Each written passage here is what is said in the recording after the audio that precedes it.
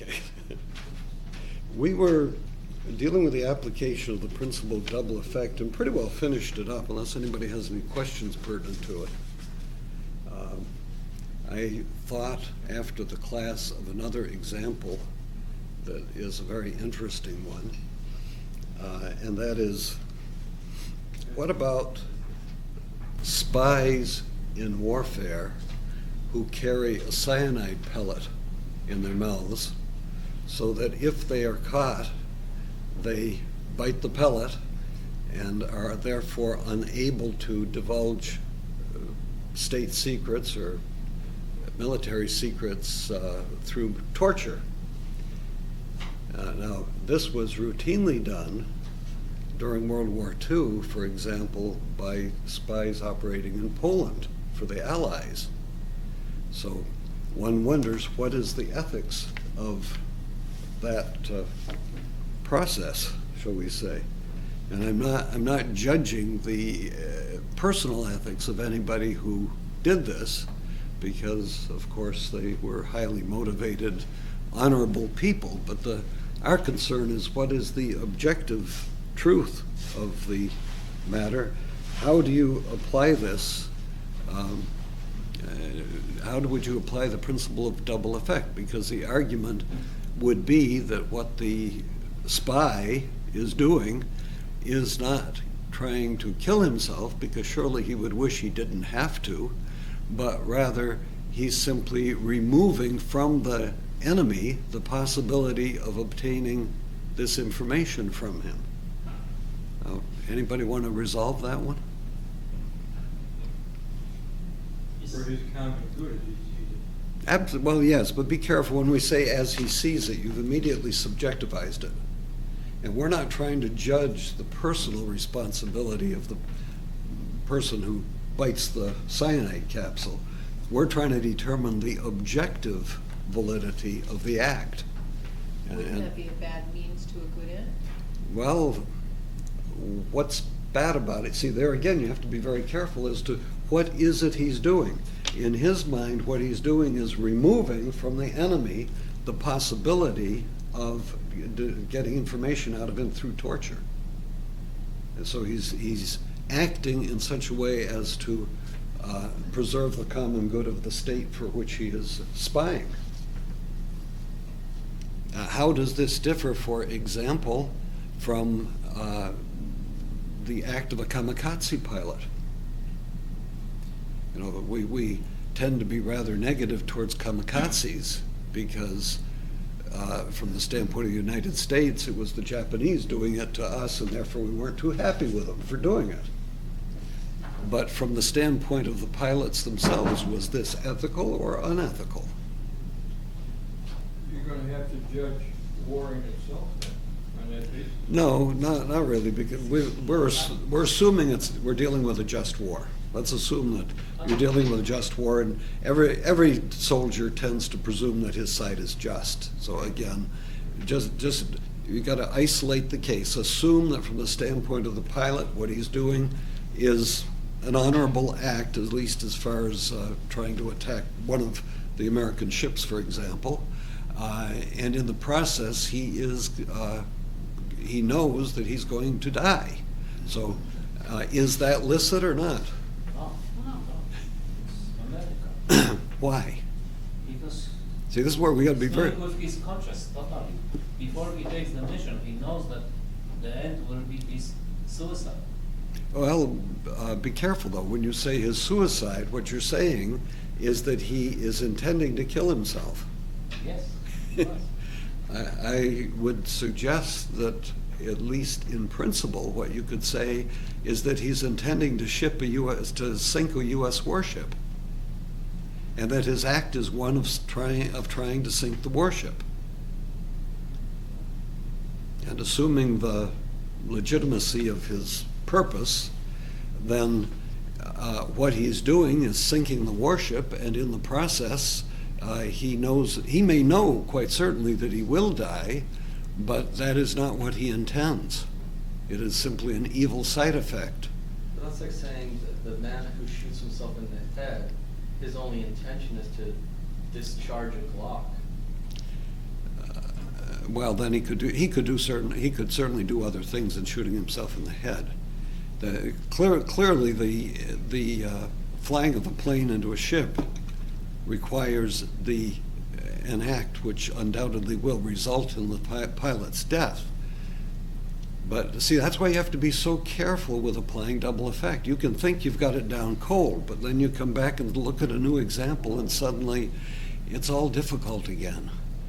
And in the case of the pilot flying it into the plane, how indeed does this differ from a soldier who's rushing a machine gun nest and knows that he is going to be killed in the process, but the machine gun nest has to be taken out, and therefore he sacrifices his life in the process? No greater love has a man. Yeah. Well, certainly we'd give a Medal of Honor to somebody doing that. And be careful, because if you say you shouldn't do it, it's unethical. We're going to lose a lot of wars. Wars are won by heroes. But these people are well prepared. They have a time to think about it. What's Well, going to be the end? yes, well, that's of course why the kamikaze pilot knows what he's doing, and presumably he has thought out the ethical side effects of it, or the ethical ramifications, so that that would be relevant to judging his personal imputability or responsibility, but it isn't relevant to the objective case. I mean, he may figure it out correctly or he may figure it out incorrectly, but that doesn't change the objective fact. Our concern is the objective fact.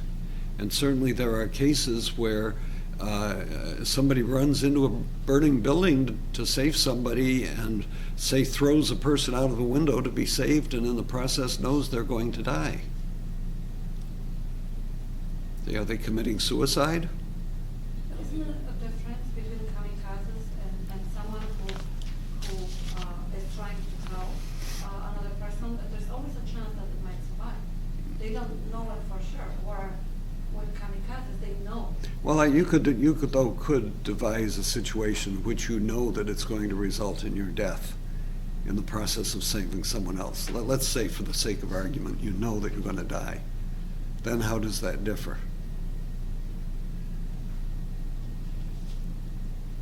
And then, of course, come back to the suicide pill. We have to be concerned about that one, too. I think it's heroic act. You see the complexity of this, though. That's why so many times people think they understand how to apply double effect, and then you go home and you come back with a few examples like this, and you say, gee, what happened? And what was the effect? What in fact was the act? What was the person doing? And what is the effect? What's the good effect? What's the bad effect? How do I distinguish from the act from the effects of the act? We have to be very, very cautious in applying these. Of course, I've got about 3 examples on the table right now, and I suppose we better try to sort them through. When you consider the person who's, let's say, trying to save somebody who's going to die in a fire, and they know in the process they will die, their action is the action of, let's say, saving the person that they're trying to save, throwing somebody out of a window at the same time they know that they shall die. So they're not intending their death, first of all. They're not directly intending their death, but they do permit it to happen. So the act in its very nature is the act of saving another human being. 2 things result. They save the person, let's hope, and they die. One's good, one's bad. They're proportionate, so there's due proportion. The act itself is saving the other person's life. They permit that in the process they die. Now, the kamikaze pilot, I would suggest, really isn't any different. What they are doing is intending to sink an enemy warship. That's the act. In the process, they know that they will die. They may attach a religious ceremony to it. That's not relevant to the ethics per se. But they know that they will die. In fact, they would say that their act is very honorable and so forth because of the context in which it occurs. But the point is, if they could sink the ship without getting killed, it would be their moral obligation to do it that way. And if in getting killed, they do not will that they die, but they permit that they die because the nature of the act is such that that is an unavoidable side effect, I would say the act is licit. Would you call that collateral damage? To themselves, Yeah. yes. We usually use the term differently. What about the people, for instance, in the World Trade Center that jumped out of the windows when they were trapped so they would be fried to death? That's a classic example because it's been used by moralists for centuries. Somebody leaping off the top of a burning building. I know it sounds like splitting hairs, but they will the jump, but not the landing. In other words, their act is an act of escaping the fire, and it's okay to try to escape fire. If you happen to be gravitationally challenged, that's a side effect. How about the suicide pill? That's where we started. What goes on with that one? That's a tough one. I recall Dr. Waters and I were giving a symposium at Niagara University dealing, I think it was with euthanasia, and right at the end of the session, one of our Polish former colleagues raised this very question. And of course, particularly considering the fact that it was in the context of Polish spies who presumably were very Catholic and presumably were, you'd think there would be excellent reason to expect that their act would be ethically justifiable. And quite frankly, we didn't have the time to give much reflection to it. It's in the middle of a conference. It's a difficult time to suddenly figure out something that seems to be novel. But there is a key here. There is a key here. What is the key?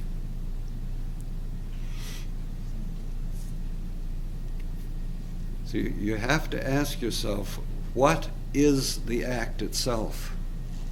You might say, well, I'm trying to remove the danger of me surrendering to torture and giving up the information. But the difficulty is that the means to it is the direct taking of a life. You might say, well, how does that differ than the other contexts, like the kamikaze? The kamikaze, you're letting yourself die in the process of performing the act. With the suicide, you are directly killing yourself. Now, here's another question.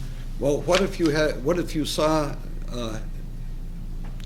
someone who is an enemy combatant and had information? Surely you could kill them to prevent them divulging it to their allies. But how about, what if it's your own spy? Can you kill your own man to shut him up? I mean, it's the same issue. And you probably are a little less sanguine about killing your own man than you are that the spy kill himself. But the same difficulty arises in both cases. From the perspective of your side in the war, this person whom you are going to kill, or this person who's going to kill himself, is killing what? An innocent person. They're on your side. It's not like you're shooting an enemy combatant. And presumably, in the context of war, you can kill others, obviously, if they're on the other side and they're acting against you. But to kill your own man is to kill somebody who, from your perspective, is an innocent person in order to, and that's the problem, it's a means to the end of silencing him. And I understand that you get into the problem of, what do you mean that? Well, the act is I'm silencing, but the problem is what you're doing is you're silencing by killing an innocent person. So even the person who bites the suicide or the cyanide capsule is killing an innocent person, namely himself. You see the complexity, though, of trying to apply double effect. And I hate to suggest that the entire Polish underground and spy agencies were engaged in an immoral act, but objectively, that's what it looks like. Well, if that act is immoral, would it be immoral to actually accept an assignment that leaves that possibility open? Well, I suppose you might be able to accept the assignment, but you can't execute the terms, and in which case you probably it would not be licit to accept the assignment for ethical reasons of being honest with your employer. Right, because you'd be instructed to take the assignment in order to get in that Yes, situation. yes. And you have to agree to that ahead of time. Well, I remember Dr. Hall once telling us that he was one of my colleagues at Niagara University. He was interviewed by the CIA for a position, and one of the things that they asked him was, if you're employed by us, are you willing to do absolutely anything we tell you to do? Well, can you ethically say that? And the same thing is true. If a particular assignment entails doing something you know to be ethically wrong, you'd have to say, I can't do it. It may not make you very valuable, but so you see, when you try to apply double effect, it gets rather sticky at times. One of the classical examples that was raised not long ago was the problem of what happens, and you may have heard the example of somebody who's in a trolley car that's out of control, and you see on the tracks ahead of you a bunch of workmen, say 7 people standing there. If you stay on the track, you're going to kill them. Well, then you see that there's a side track that you could divert the trolley to, and there's one man standing on that track. So, now what do? What's the ethical thing to do? The utilitarian would say, do the greatest good for the greatest number. But the problem is that in diverting, you are absolutely going to kill somebody who otherwise would not have been killed. It's a really nasty little problem for double effect. I think the consensus would be that, unfortunately, poor Joe on the sidetrack, that it is licit to turn because what you're doing is avoiding the killing of 7 people. An unfortunate side effect is the killing of 1 person. The act is simply an act of changing the direction of the trolley. You get 2 effects that result from it. I think ethicians might also point out, though, that you probably are going to be morally obliged to support his widow thereafter. But see, this is the complexity of ethical choices. But it doesn't mean that there are not objective principles that can be applied. This, though, is why manuals of ethics are pretty thick, and they constantly are bringing up new cases and trying to figure them out, and somebody's trying to come up with a case they can't figure out. But the general principles remain the same. You have those 4 criteria to double effect. The act in itself must be either good or neutral. It must produce 2 effects, a good effect and, of course, unfortunately, a side effect, which is a bad effect, with equal immediacy. That is, you cannot use the evil means or an evil effect as a means of getting to a good effect, because then you'd be using an evil means to justify or a good act a good end to justify the use of an evil means. And you cannot intend the evil. You permit it, you cannot intend it, you can't take pleasure in it.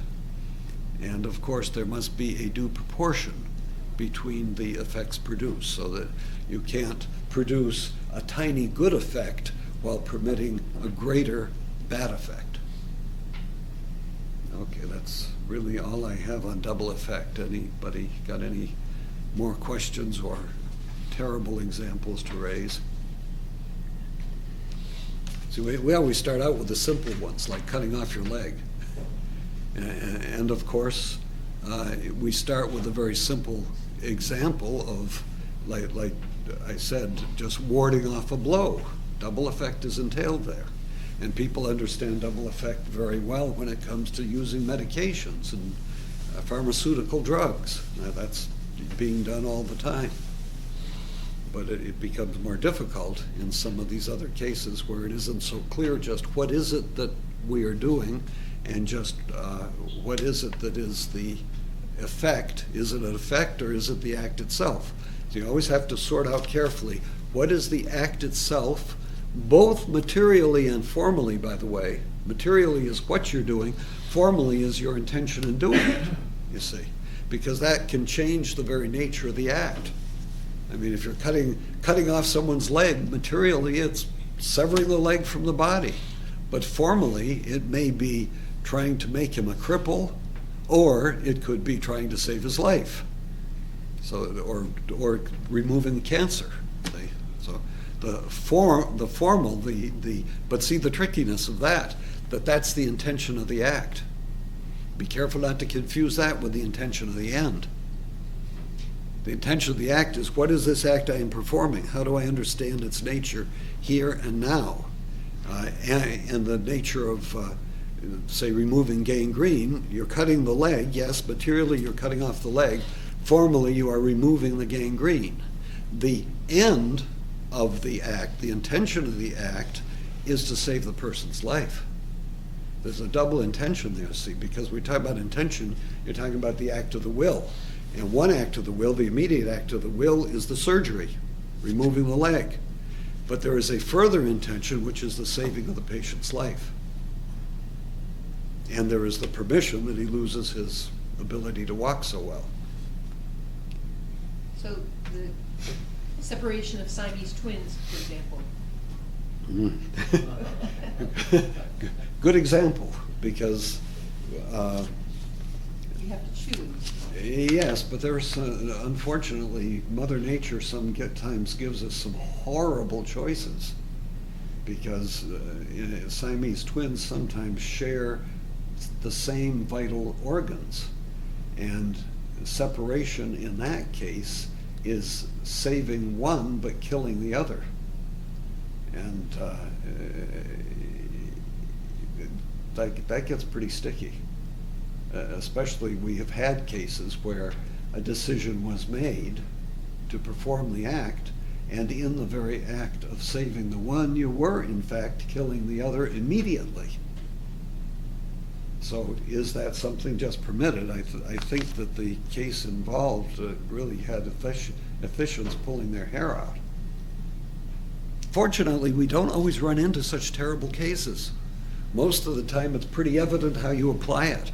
You do not have to be a professional physician.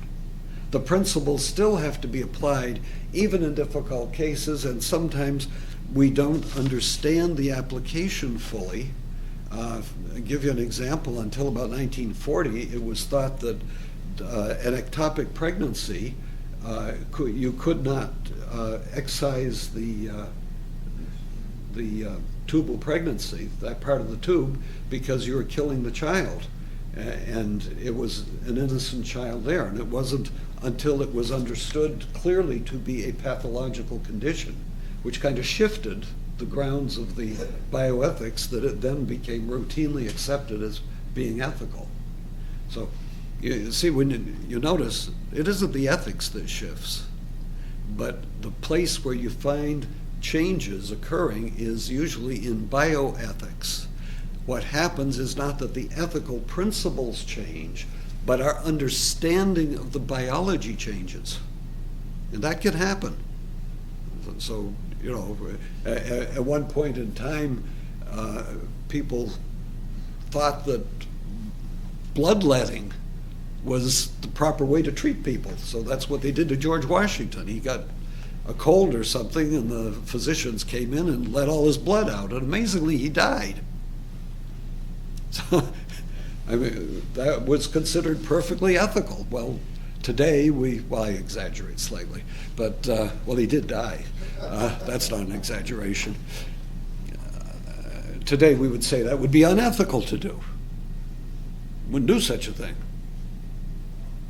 But, of course, what we do today, if you have certain hematomas, in, say, your hand or something, what they'll do is they'll put leeches on the hand.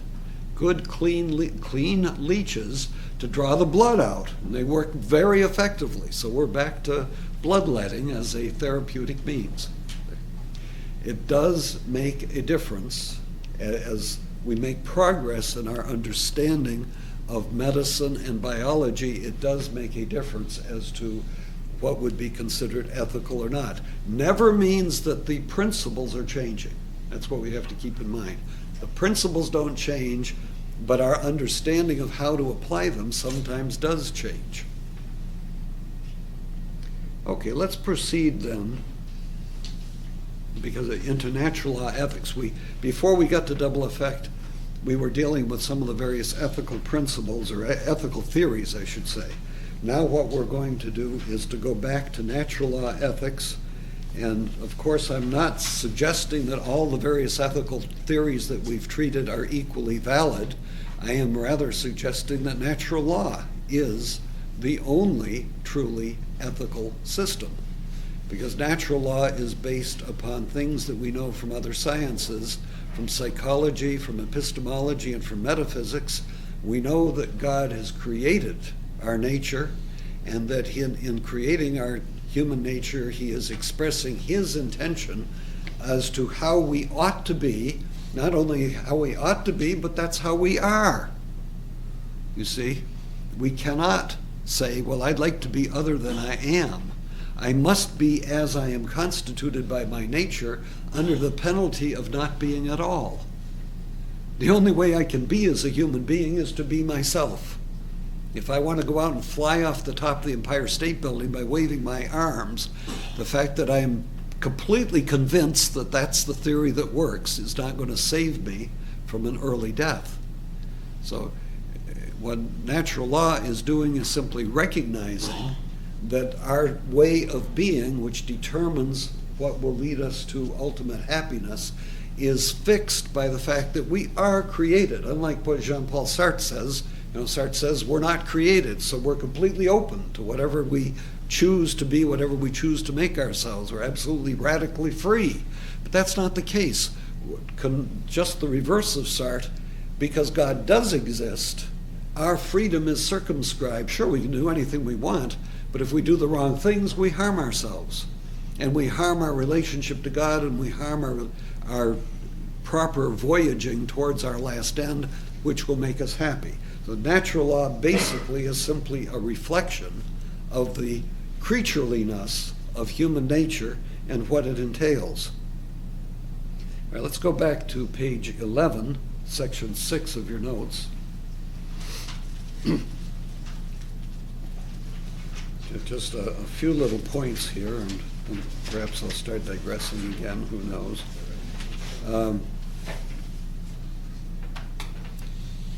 Point number 1, all men recognize the existence of obligations. And of course, the basic principle is to do good and avoid evil. In metaphysics, we know that the basic principle of all metaphysics is being, and the understanding of being, and being in relationship to non-being. Expressed as an ethical dictum, where you're talking about what ought to be, we ought to maximize being and minimize non-being. Now, non-being, absolutely speaking, doesn't exist, but relative non-being exists in the form of physical and moral evil, because it's the lack of being, which is perfection. It's the lack of perfection that ought to be in a given subject, according to its nature. So the meaning of the metaphysical translation into ethics is to affirm being, to avoid non-being, which means to seek the good, because good is being as desirable, and avoiding non-being means avoid evil as much as possible. Seek good, do good, and avoid evil, which is the very first principle of ethics, which everybody knows. And somebody, no matter how horrible what somebody is doing, you tell them you're doing something absolutely terrible, and they say, oh no, it's good because of this. They'll always justify themselves. I mean, even when the Nazis at the middle and end of World War II were killing everybody in sight, especially the Jews, from their perspective, they were achieving some kind of an evolutionary transcendence for the master race. This was their justification. Wrong, of course, objectively, but nobody is ever going to just say, oh, I'm doing evil because I like to do evil. At least usually we take that as a recognition that they need psychiatric evaluation. And even conceivably, even if they were to say that, they would still be saying, what I'm doing is maximizing my being by expressing the power to do evil. And in that sense, they are still referring it to a good, to themselves, to their power, to their omnipotence, to their perfection over all other things. Kind of like what the United States has now all over the world, isn't it? Oh, I don't know if I'd go that far. I think it is a danger that every country has, which has military power, that it may misuse it. And it is the obligation of rulers to make sure that doesn't happen. It's the obligation of the people to elect or appoint or give power to rulers who will act ethically. And then that's in terms of the practical judgment of whether it's occurring properly in a given context, that you won't find in ethics, but you can apply ethical principles to determine whether something is right or wrong. But people have to look at it and make that judgment. That's why I mentioned earlier, in warfare, both sides, like the Japanese and the Americans at the end of World War II, both thought they were on the right side. Everybody says, Gott mit uns, God is with us. God's on our side. Of course, my side has to be right. And generally speaking, for the individual soldier, the presumption ethically has to be that unless he really knows otherwise, that his orders are legitimate because they come from the head of his government.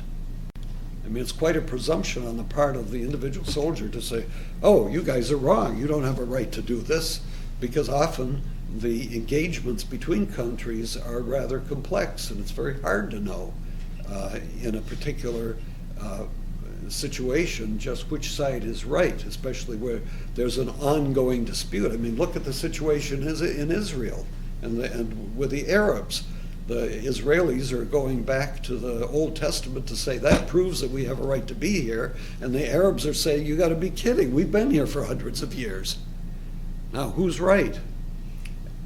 Before you answer the question, bear in mind that if you're an Israeli, it's very easy to say, of course we're right, the Bible says it. And if you're a Palestinian or an Arab, you're going to say, of course we're right, we were here.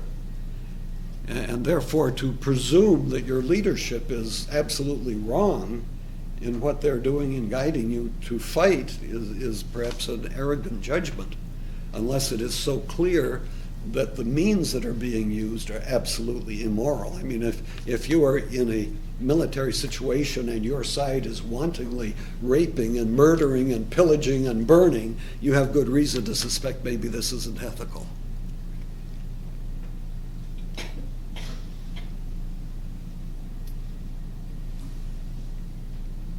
Okay, so the principle, if you look there in the little chart there, says being acts for an end, which is a good. Now, always remember that the good is being as desirable. Desirable by what? Desirable by us. Desirable by a human will or by a will. It may be by the divine will. It could be by an angelic will. It can be by the human will. It could also be a sentient desire on the part of an animal. As animals also seek the good, but they seek the sensible good, whereas we as human beings seek sensible goods and intellective goods.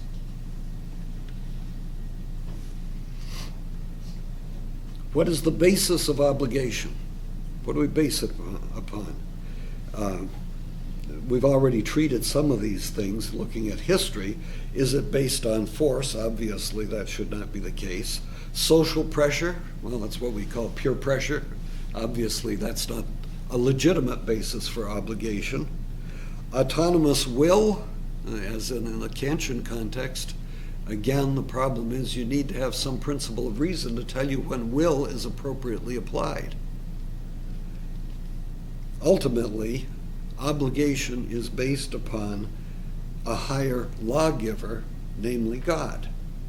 And that's why you can't have ethics without God. I've addressed that before a little bit, but sometimes you'll find people say, well, of course he can be perfectly ethical without God. I don't have to believe in God in order to have ethics. But the difficulty is that because God does exist, God is the first cause and the last end of all things. Now, if you deny the existence of God, obviously this isn't going to make any sense to you. But if God does exist, he is the first cause and the last end, and he is the creator of our nature.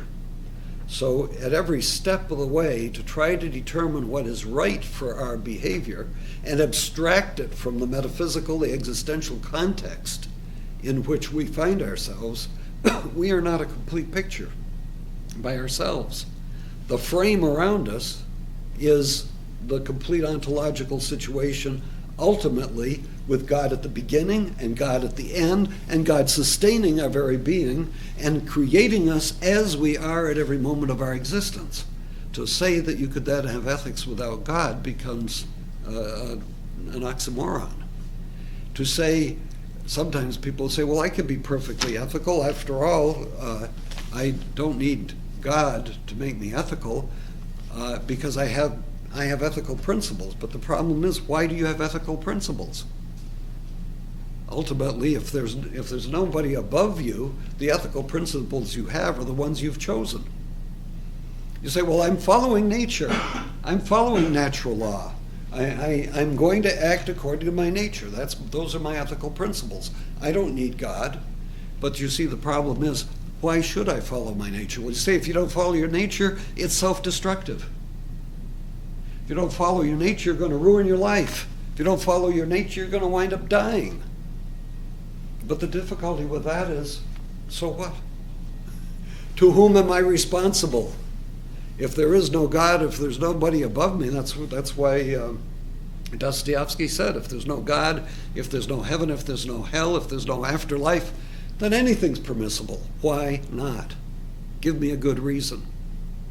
If you say that my acts violating my nature would be self-destructive, why am I obliged to continue to be? Why am I obliged even to be happy?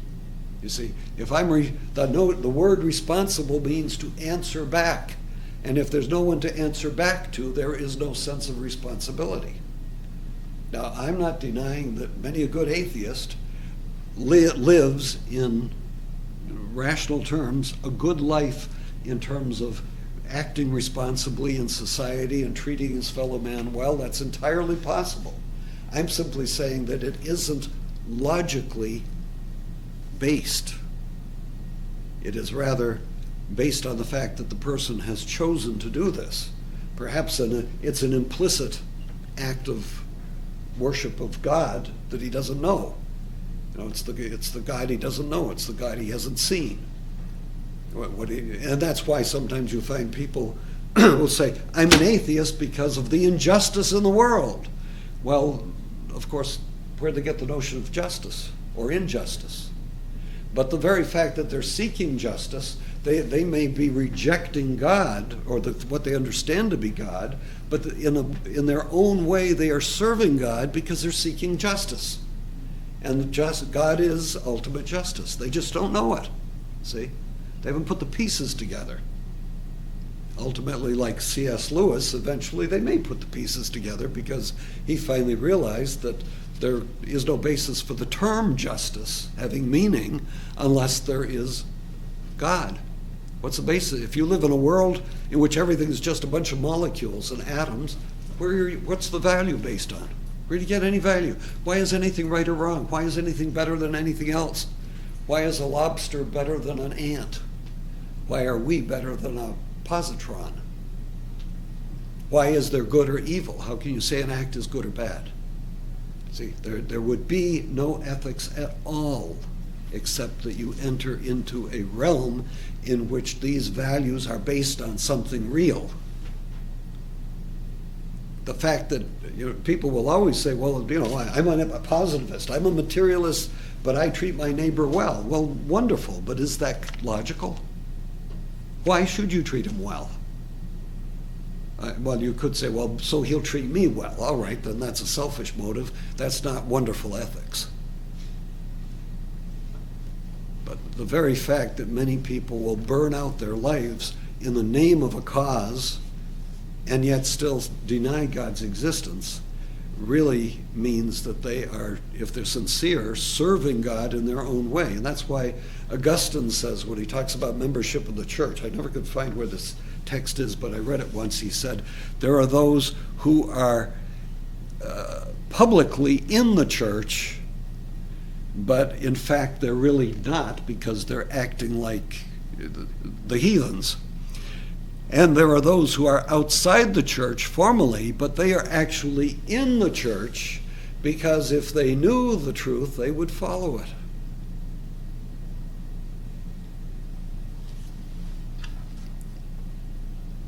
Now, where were we?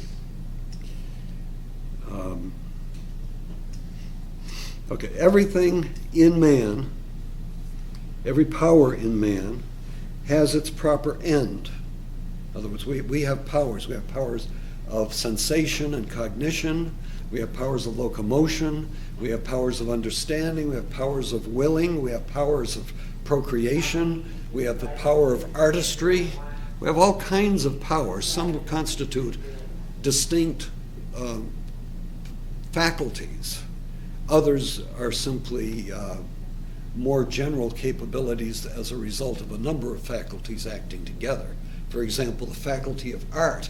Art requires the function of the intellect, and the function of the imagination, and the function of the limbs, function of the eyes, many things. But powers must be properly used. What does it mean to be properly used? Well, the measure is human nature. They've got to be used according to our nature. God didn't give us hands in order to use them to drink poison. That's not the purpose. The hand exists. Why do we have hands? They help us to live, don't they? Just as every other part of our body helps us to live in some way or other.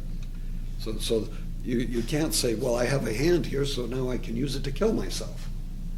This would be a contradiction in terms. I'd be using a power so as to defeat the existence of the very seat of the power. That's irrational. And that's why, as it says, we act irrationally. And acting irrationally is to act against the highest distinguishing principle of human nature. We are distinguished from the rest of creatures in this world by the fact that we have reason. And that's why we are called upon to act rationally. And rational acts are acts consistent with our nature. Acts that are inconsistent with our nature are self-contradictory, literally, to the self. We contradict ourselves. And that becomes irrational, and therefore we defunctionalize, we pervert our nature as human beings and make us not appropriately aim towards our last end, which is God.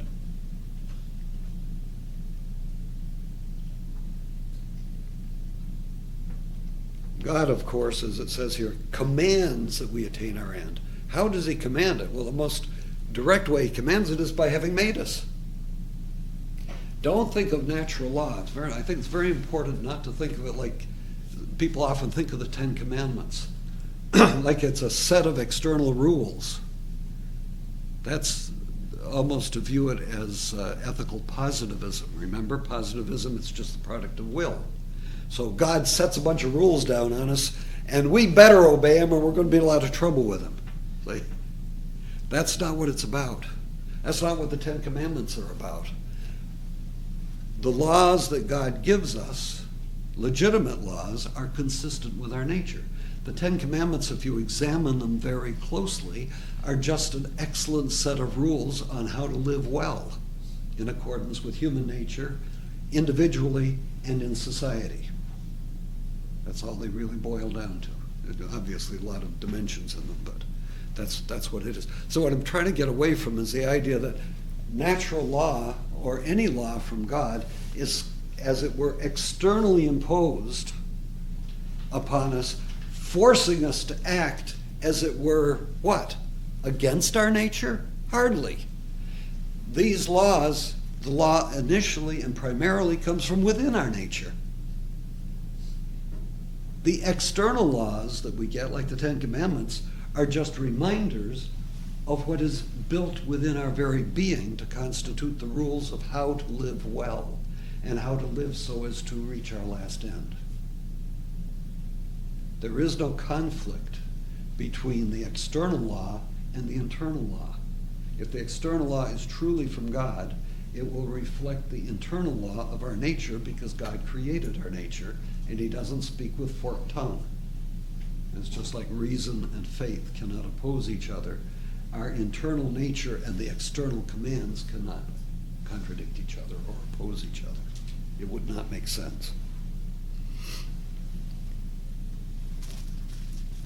Physical evil is not contrary to nature. It is a defect of nature.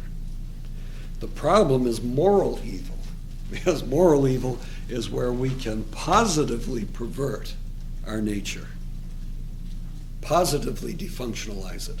There's no crime, there's no sin, there's no moral evil in having a disease or getting run over by a bus.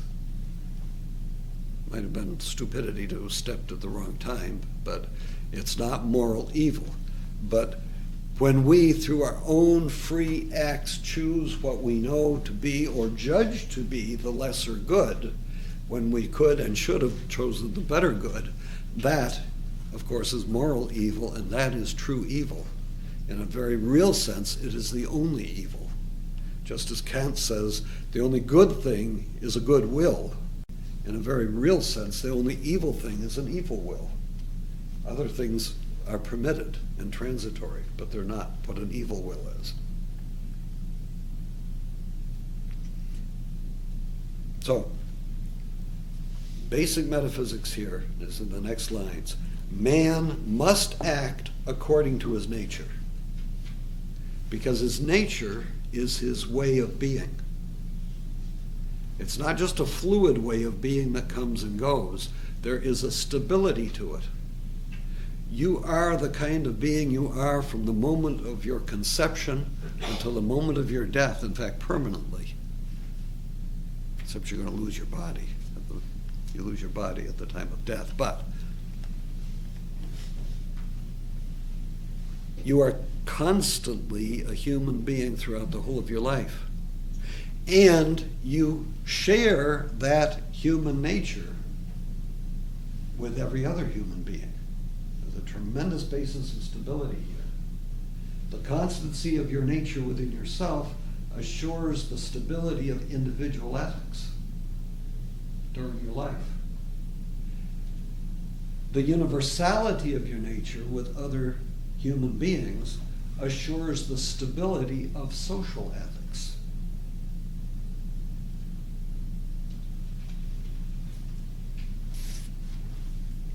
So man must act in accord with his nature, which is his way of being. See how this folds back into the metaphysics. Always goes back to the metaphysics. The way that we exist. Under what penalty? Under the penalty of not being at all. If you choose not to act fully as a human being, there's only one other way to go. You're going away from your being. You're going towards non-existence. You're going towards nothingness when you deviate from your nature. You're going into the abyss freely, which of course is ultimate irrationality. So by committing irrational acts that conflict with our nature, we commit the further irrationality of being irrational.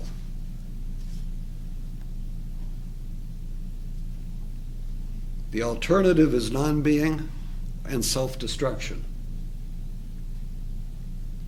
But we are not even permitted that. Remember, because we are responsible to God. We're answerable to God. It isn't simply a matter of our self-destruction, because remember, for the atheist, if he wants to destroy himself, who can say he shouldn't have? And who has any right to punish him for doing it? There's nobody above him. He isn't violating any law but his own. Our problem is the law of our nature is not our law, it is God's law. And we are answerable to God. But you see, when you say, well, then God's going to be mean, he's going to punish us because we didn't do what he said in the long run. That's what we're doing. Not exactly, because you see, in creating us, he has created us as the kind of being whose ultimate happiness consists in reaching him as its last end. So that if we fail to do that,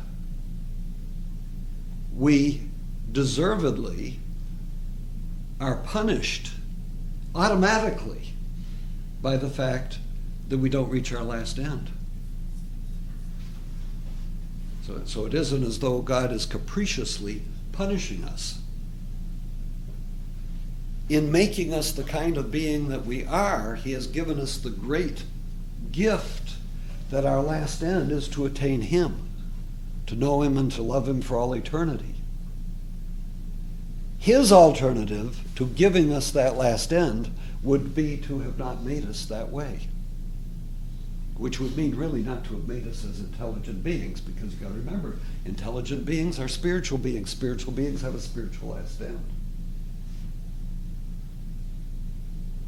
So if we deviate from that last end, we receive the natural sanction of hell, because ultimately hell is permanent separation from God.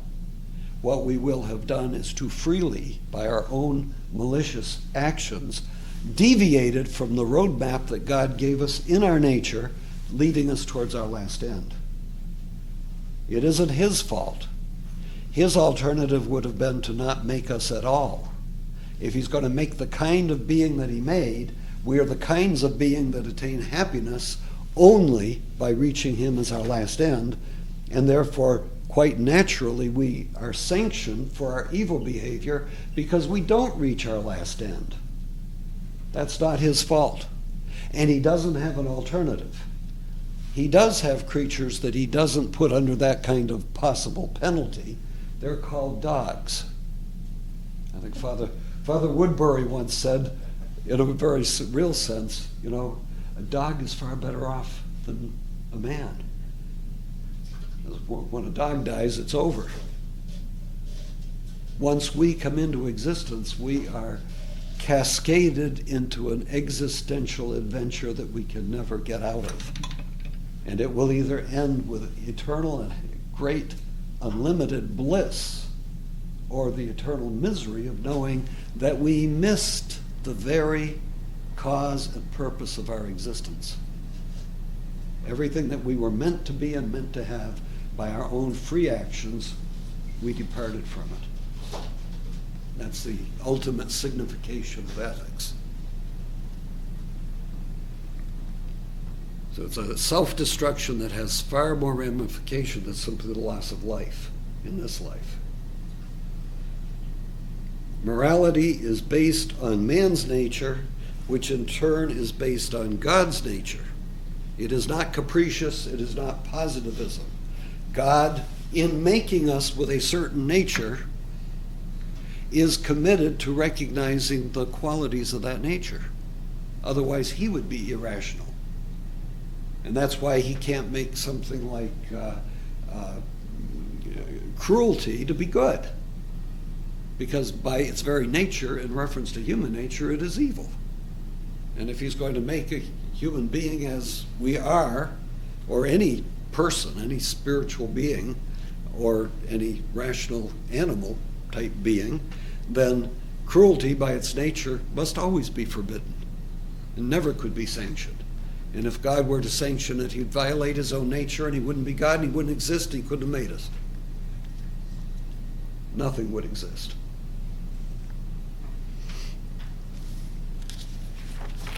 I'm trying to figure out how on earth the next line here got in here, because I'm not quite sure how it fits in the schema of the of the course, but it says to reject the end for the sake of the means is irrational. Sounds like Dr. Waters. So we'll take it because it's in the notes, because if I go by it, I'll probably forget it at some later point. So let's see what it is referring. Oh, well, I guess it fits in because we're talking about irrationality, aren't we? We're talking about rational acts and irrational acts. So when you think about the relationship of the means to the end, a means, the very intelligibility of a means is that it's ordered to an end. So if you were to reject the end in order to get the means, that's existential insanity. That's what it's really saying. That's why it is irrational. Now, example, gluttony. You want a practical example of something that's wrong? No. We have to be careful. Gluttony doesn't mean just eating a little more than you should. They'd have to have a meeting of the chapter of Gluttons Anonymous, but they wouldn't be anonymous. It would be most of the human race. As we now know, they tell us what a third of the American population is now obese. They were suggesting that Governor Christie probably could go after the obese vote had he run for president. And of course, he'd be the first to say yes. Gluttony, the problem with gluttony is, what are we talking about? We're talking about the sensitive appetite to eat. And when you eat, the end of the act is nutrition. The nature of the act is it's the act by which we stay alive. What induces us to perform the act is the pleasure of eating. Have you ever been where you just don't have an appetite? You know, it happens. I don't want to eat anything. I just don't feel like eating anything. Well, if you had no appetite, you not only would keep your weight down, you'd disappear. So appetite is good. And nature gives us, God makes our nature gives us the desire for the pleasure of eating in order to keep us alive. The problem with gluttony, and what they're really referring to, is not something we normally think of in terms of eating a little too much, but you have to understand it in terms of the Roman orgy, where they literally would eat till they were full, and just to have the pleasure of eating, and then they'd go out to the vomitorium, and you can guess what they did there, in order to have more room to eat more. That's the essence of real gluttony. That's what the moral evil of gluttony primarily meant.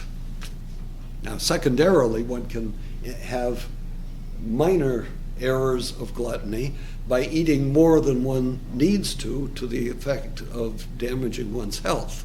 That could become a moral issue, but I don't want to create multiple cases of scrupulosity. But here's the problem. The sin of gluttony, the error of gluttony, is that these Romans, or anybody doing that, were seeking the pleasure, but rejecting the end. How much more could you reject it than to literally throw up the nutrition that you just ingested? That's utterly irrational. You're executing a power which is aimed at a certain end, and you are deliberately rejecting the end in order to get to the means. It's a grotesque case, but it's very evident. Page 12. Gluttony entails eating for pleasure, but rejecting nutrition. That's the essence of it. And there again, we slip over to a slightly different point. By perfecting ourselves, by acting according to our nature, we give glory to God. And that's why it says we have a single last end, but a twofold good. The ultimate end of the human being is to attain God as his last end. But in so doing, he is giving glory to God. It is good for him. I've got to be careful when you say it's good for God, because God doesn't need anything. See, it's like the question of why does God create anything? I think I told you once, one of my colleagues at the University of Dayton, Dr. Joseph Dieska, once came home and he said after he taught his class, well, the reason that God made us is because he loved us and wanted us to be happy and so forth. And then he got home and realized he taught them complete heresy, the worst possible untruth. Because if that were the case, God would be acting for something other than himself. His end would be in man. You see, you're not supposed to be selfish as human beings. But if you're God, the only fitting end of any action is yourself. Otherwise, you'd be acting for a lesser end. You'd be acting for a creature. So, God, in creating anything that he does, is an expression of his own being, his own goodness, manifesting his own glory and perfection. When we do something like that, we say, well, who do you think you are? Well, of course, what we're saying, who do you think you are? God? Well, that's the point. It's okay for God to do it because he is God. We're not. And it doesn't mean there's any imperfection in him doing that. Now, in the process of expressing his own being, as it says, he is the absolute good, BonE11 diffusivum sui. The good is diffusive of itself. So that in the process of manifesting his perfection, he creates us and gives to us this opportunity to have ultimate reunion with him and the happiness that entails. There is a twofold good there. Directly, he is manifesting his own glory, but in the process, he is expressing infinite love for his creature, with whom he shares the happiness which is himself. This is a win-win situation. Don't stand there saying, there's got to be something wrong with this.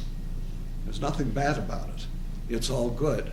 So there is a twofold end attained. When we get to our last end, pray God that we do, we will have achieved tremendous happiness for ourselves, but simultaneously we are achieving the expression of God's own goodness, which he has anyway, infinitely. We don't add anything to him. We are finite good. Any good that's in us is already in God. We're not adding anything. But I'm slipping over into metaphysics, which I tend to be more comfortable with anyway. Well, one last point. Have to finish this tonight. The norm of morality is what? Man's rational nature adequately considered. I think you've heard that one before. We'll start with that in the next class. Thank you.